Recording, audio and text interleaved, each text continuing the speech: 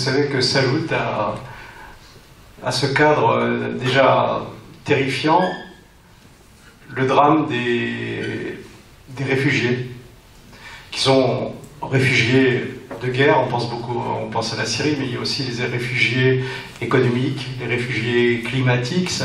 Le flot ne fera que grandir à mesure que le temps va s'écouler.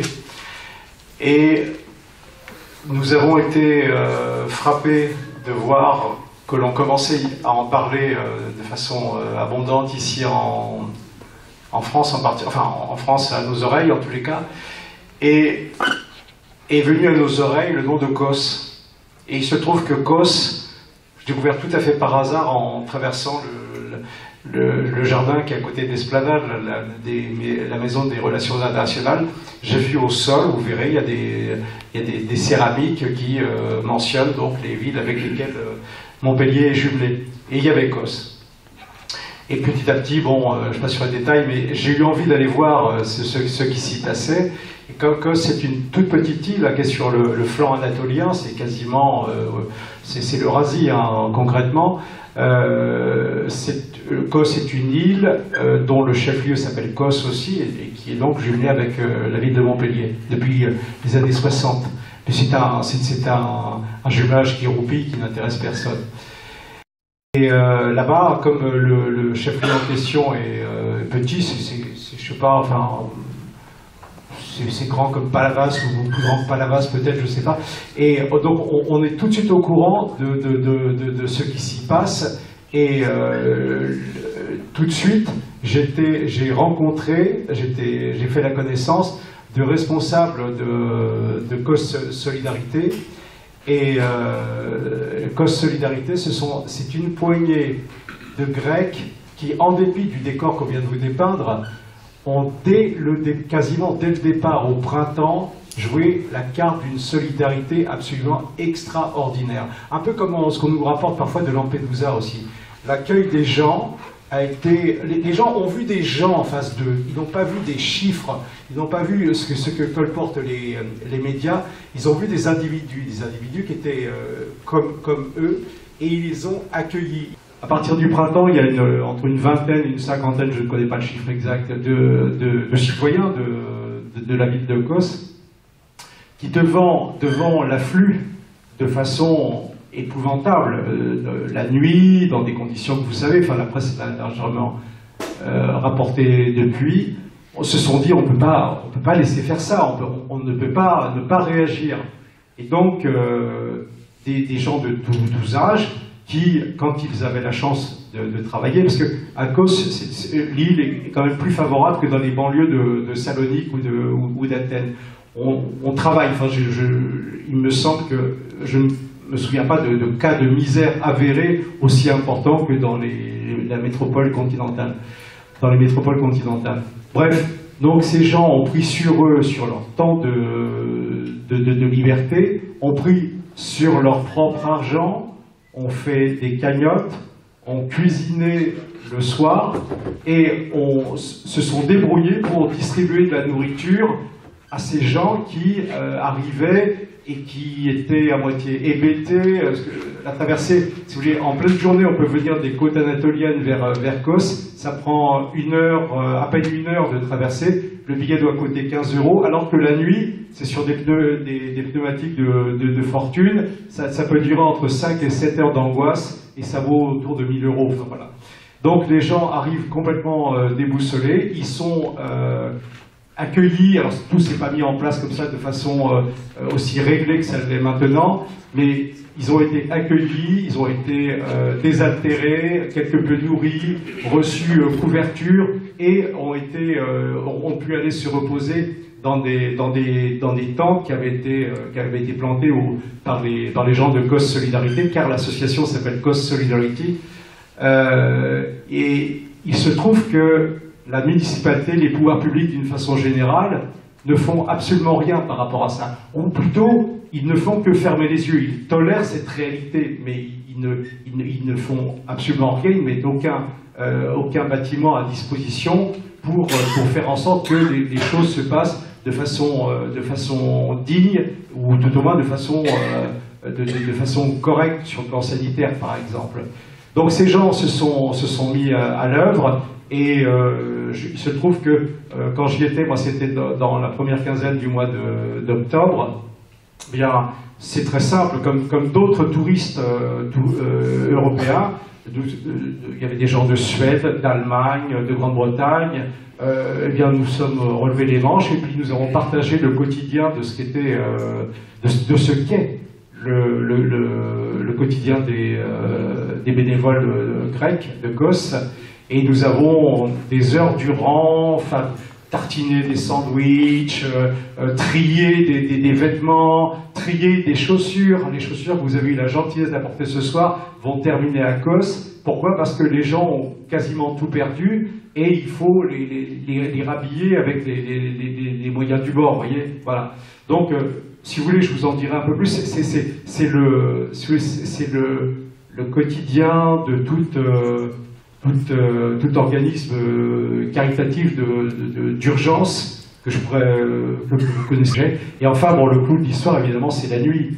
Des gardes de nuit auxquels j'ai modestement participé, où on se tient, bon, c'était octobre, il faisait encore très beau, donc très chaud, donc on était là, et en moyenne, par nuit, des plages à quelques 2-3 kilomètres arrivent au minimum 100-150 réfugiés par nuit. Et ça ne désemplit quasiment pas. De temps en temps, il y a des drames. On ne les cite plus, hein. On sait beaucoup avant. Enfin, je suppose que vous avez en tête l'image du petit Italien, petit Syrien de 3 ans là, qui a été retrouvé noyé, enfin, dont le corps a été photographié sur la plage en face, à 5 km en face, à Bodrum. Mais ce genre de situation-là est malheureusement peut-être pas quotidien, mais en tous les cas, ça arrive chaque semaine. Et je voudrais finir mon propos pour célébrer le degré de solidarité et de disponibilité de cette bande que j'appelle de FADA, qui ne s'arrête pas depuis le printemps à fournir cette aide. Et ce sont des gens que j'ai, pour les quelques-uns que j'ai approchés. Et j'ai le plaisir de vous dire que je ne le savais pas, mais parmi eux se trouve une Française. Une Française qui a eu la bonne idée d'avoir sa famille en Languedoc, et que j'ai pu contacter, et qui est là parmi nous ce soir. La crise des réfugiés, qui ne peut aller que de l'avant. On ne fera pas de pas en arrière. Donc je crois qu'il faut s'adapter, il faut se rendre compte qu'il va falloir faire avec. Et je crois aider ces gens pour nous aider nous-mêmes aussi. Donc j'habite sur l'île de Kos depuis 13 ans. Donc j'ai fait un aller-retour pour des raisons administratives et pour... bref, je suis arrivée en France au mois de mars, et j'ai fait un aller-retour bref de 4 jours à Kos, après avoir lu une première page et ensuite le contenu de ce qu'il disait sur Paris Match, ce qui se passait à Kos. Donc ça, je l'ai appris en France. Donc j'ai contacté des amis qui étaient à Kos et qui m'ont dit, ben oui, effectivement, depuis le mois de mars, il y a des gens qui arrivent en vagues successives. Il faut faire quelque chose. Donc, les 4 jours où j'étais à Kos, j'ai vu ce qui se passait à la police du port. Donc, des gens sans abri, sans avoir rien à manger, sans vêtements. Je suis revenue en France jusqu'à la fin mai, jusqu'au mois de mai, où je suis rentrée à Kos. Et là, tout de suite, on a pris la décision pas de monter une association, il n'y avait pas le temps de monter une association, donc de relever nos manches, et avec 20-30 personnes au départ, on a décidé déjà de leur donner à manger. Alors, il y a un député grec qui habite sur l'île de Kos, qui a poussé les institutions, qui a fait pression sur les institutions pour que début mai, un hôtel désaffecté soit donné, mis à disposition. mise à disposition de personne en fait, hein, ni de la mairie, ni d'associations, à disposition comme ça, qui pourraient accueillir les réfugiés. Donc, pas d'électricité, pas d'eau courante, une capacité, hein, c'était des chambres pour une capacité de 170 personnes. Les gens sont arrivés, d'abord c'était 300 personnes, puis 400 personnes, puis 500, puis 600, puis au mois de juillet, 900, 1000, et on s'est retrouvé donné à manger début août à 1200 personnes. Ça c'était pour un camp bien déterminé, sans parler de ce qui se passe en ville. Donc, c'est-à-dire que les premiers réfugiés ont pu être hébergés le temps qu'on leur fasse, que l'administration puisse leur donner des papiers pour qu'ils puissent continuer leur voyage sur Athènes, et puis en Europe. Les délais étaient très longs, c'était 10 jours, une semaine, 10 jours, 15 jours, 3 semaines, en donnant la priorité aux Syriens qui sont considérés comme réfugiés de guerre. Donc beaucoup de Syriens, c'est à peu près 70% des arrivages à Kos, donc des familles, des femmes enceintes, des nouveau-nés, des vieillards, des handicapés. Ensuite, pas mal d'Irakiens qui subissent aussi les pressions de la guerre, de Daesh, de l'État islamique, de l'Irak, des Irakiens, des Iraniens, qui subissent des pressions aussi de leur propre pays, des Afghans, beaucoup d'Afghans, des familles aussi, des familles nombreuses, des Pakistanais et des gens du Bangladesh, mais qui sont en général seuls, ce sont des hommes seuls, ce sont ce qu'on appelle des immigrés économiques, mais qui subissent aussi certaines pressions. Et puis après, on passe au Yémen, à la Mauritanie, le Soudan, la Côte d'Ivoire, le Sénégal, le Mali, Centrafrique, qui font le voyage, c'est incompréhensible, mais oui, qui prennent l'avion, qui vont jusqu'en Turquie, la Grèce, puis la Grèce, et voilà. Mais aussi beaucoup d'autres personnes, de gens qui sont dans la pauvreté, qui sont démunis, qui sont oppressés par le système dans lequel ils vivent dans leur pays respectif. Donc notre premier objectif c'était donc de nourrir ces gens, de les aider dans l'urgence.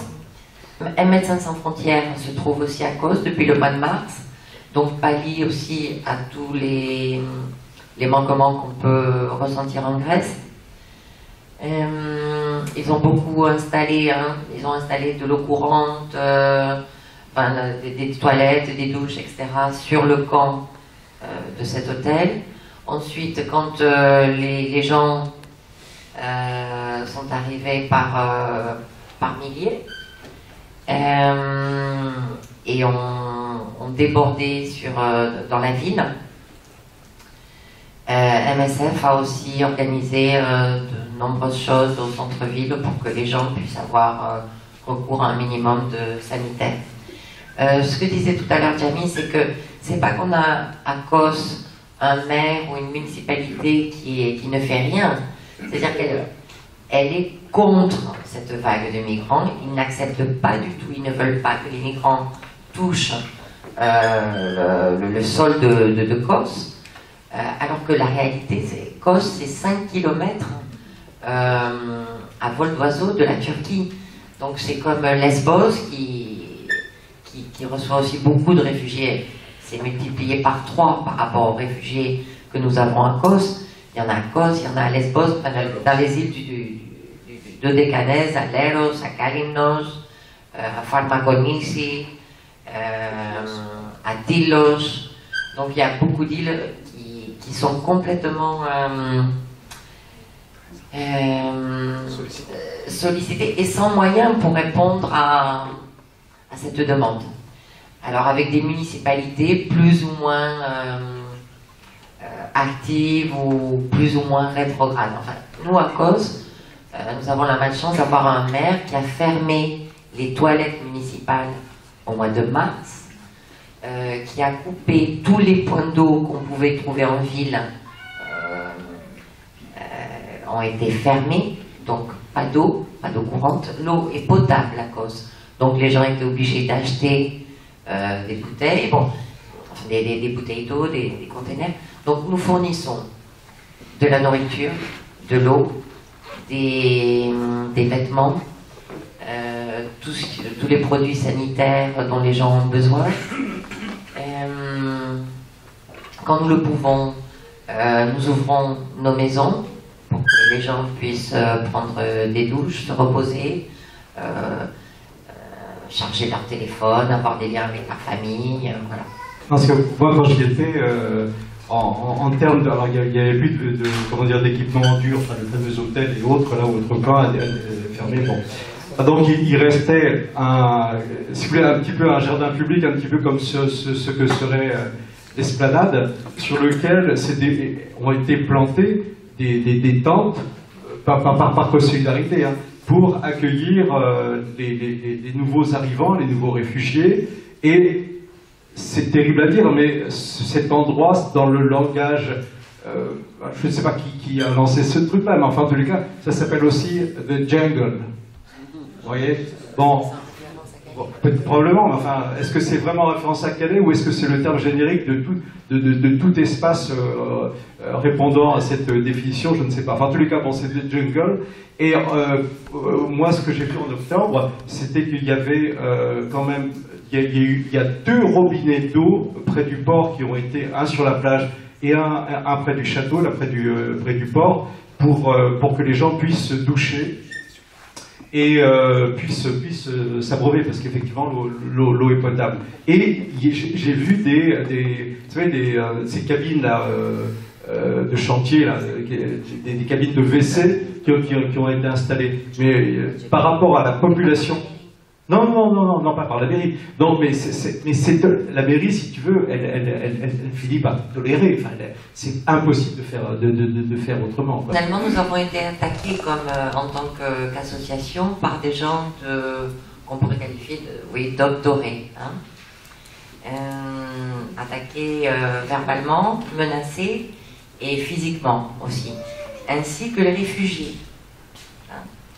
10 personnes un soir ponctuellement ont été envoyées à l'hôpital.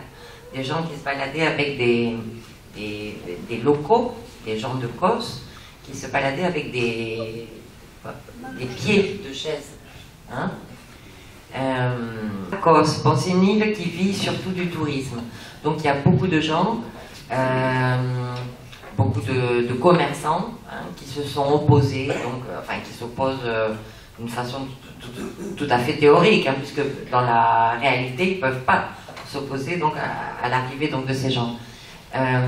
Beaucoup ont profité de l'argent qu'ont les Syriens, puisque les Syriens vendent, hein, leurs biens pour partir pratiquement définitivement de Syrie. Donc ils ont un peu d'argent, pas mal d'argent avec eux pour pouvoir payer les passeurs. Les passeurs, quand il faut à chaque frontière au moins 1 000 € hein, par tête de pipe, comme on dit, pour... Donc il y a les enfants, il y a donc une famille de 5-6 personnes, c'est 6 000, 7 000 €. Hein, puis il faut survivre, il faut manger, Mais les hôtels qui ont été fermés pendant très longtemps, pendant des années à cause, ont réouvert, en faisant payer par exemple 10 € la nuit par personne. Les téléphones à charger dans les bars, c'était 2 €, 3 € par personne. Donc c'est vrai qu'il y a une solidarité, hein, des gens de l'île, c'est partagé. D'autres qui en ont très bien profité, qui récupèrent des moteurs, qui récupèrent d'autres, qui font passer les Syriens, les réfugiés d'une île à une autre, sachant que sur une île qui est moins moins prisés par les réfugiés parce que plus difficile d'accès, mais les démarches administratives seront plus rapides. Donc, il y a un passeur de Kos qui envoie les gens, par exemple, à Kalymnos et qui leur fait payer le passage 200 € par tête à nouveau. Donc, oui, la Grèce, certaines îles, certaines personnes sur ces îles voient aussi leur chiffre d'affaires. Je suis allé 20 jours à Athènes au mois de septembre-octobre, à cheval, et que j'ai vu la suite de ce qui se passe à Kos ou dans les îles de la mer Égée. J'ai vu, parce que ces gens-là, après, ils prennent un ferry, hein, ils prennent un ferry parce que c'est organisé. Ils ont la période dangereuse, disons, le risque de se noyer est passé. L'accueil dont on parle est fini. Et ces gens-là prennent des ferries et sont accueillis par les ferries. Et ensuite, 50 € le voyage. Hein. Oui, il y a certains qui n'ont pas payé, bon. Et après, ils se retrouvent dans un pays où les caisses sont vides, hein, comme l'a expliqué tout à l'heure Dimitri. Il n'y a plus rien. Il n'y a plus rien dans les caisses. Les caisses sont vides, elles ont servi à payer les dettes. Et il n'y a rien dans les caisses. Donc, qu'est-ce qui se passe? C'est que ces gens débarquent dans une ville, Athènes, qui est une grande ville, et où on les met sur des places. Alors ils sont avec des tentes sur la place, etc. Il y a un gymnase qui est là. Il y a l'ancien système olympique d'Hellinikon qui sert pour accueillir ces gens. Et ensuite ces gens, comme on disait, ces gens ils veulent pas rester en Grèce, hein, parce qu'ils bien la misère qui est en Grèce. Et en général, ils veulent aller en Allemagne, parce que c'est la période où j'y étais, c'est la période où Merkel disait il faut elle changeait assez vite d'ailleurs, après elle a filtré, mais pendant un moment c'était ça. Donc il y avait cette espèce de rêve d'aller en Allemagne qui serait une sorte d'Eldorado, etc. J'ai interrogé des gens, enfin des jeunes en particulier de Côte d'Ivoire, par exemple, et la question débile, enfin question naturelle, enfin naïve, c'était enfin je ne comprends pas, votre pays n'est pas en guerre. Que faites-vous ici? Et outre le fait qu'ils auraient pu, et ce n'était pas le cas, vous allez voir, être réfugiés économiques, parce qu'après tout, un Français ici qui veut s'établir au Canada, aux États-Unis, en Australie, ne va pas rencontrer trop de problèmes. À l'inverse, on pourrait se poser la question de savoir pourquoi cette liberté de migrer, au sens noble du terme, ne serait pas reconnue à l'ensemble de l'humanité. Autrement dit, être migrant économique, pourquoi pas?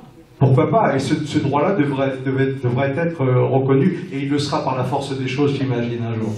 Bref, ce que je veux dire là, c'est que le jeune en question me dit, mais moi, bien sûr, si je peux gagner mieux ma vie en Europe, ce sera tout à fait agréable pour moi. Mais non, il n'y a pas de guerre, il n'y a pas de guerre officielle. Et souvenez-vous, il y a quelques années, avec l'histoire de la succession Gbagbo-Ouattara, il y a eu une guerre civile en Côte d'Ivoire. Officiellement, la guerre est terminée. Mais dans la réalité, elle n'est pas terminée. Il y a des représailles. Alors, à quel niveau ça se situe, je ne sais pas, parce que son cas n'était pas forcément emblématique de tout le pays. Mais en l'occurrence, son père a été assassiné parce que c'était un pro-Gbagbo et il a été zigouillé par je ne sais quel nervi enfin des forces, des bras durs, des gros bras du président actuel. Du coup, le jeune, il a pris la poudre d'escampette. Mais enfin, bon, c'est pour vous dire à quel point tout ça est extrêmement complexe. Et je voudrais finir là-dessus, c'est que ce qu'on vient de dire là sur le plan anecdotique à propos de Kos et de la Grèce en général, imaginez au niveau de la planète. Imaginez l'ampleur de l'économie, cette économie parallèle générée par les phénomènes de migration. Ce sont des chiffres que je ne pourrais évidemment pas citer, mais c'est quelque chose qui est extrêmement important, qui est tellement juteux, parce que là on vient de détailler que ça profitait effectivement aux vendeurs de bouteilles de flotte ou vendeurs de je ne sais quoi, les passeurs et petits quanti, mais allez savoir, peut-être que finalement, si les États ne réagissent pas de façon un peu plus courageuse, un peu plus digne, peut-être y trouvent-ils aussi des avantages. Et si vous souhaitez aider spécifiquement Cause Solidarité, donc je me tourne vers Marie-Pierre, il suffit de rajouter dans la mention facultative Cause Solidarity. Voilà, et ces fonds serviront à l'expédition nous commençons par des chaussures, mais n'oublions pas que les réfugiés, les transmigrants de toute nature vont devoir affronter une situation épouvantable physiquement, moralement, politiquement en Europe. On a vu à quel point l'Europe se crispe et rend les choses difficiles, mais en plus c'est l'hiver, donc il va falloir trouver des vêtements chauds et faire une grande collecte de vêtements et pouvoir leur expédier. Merci.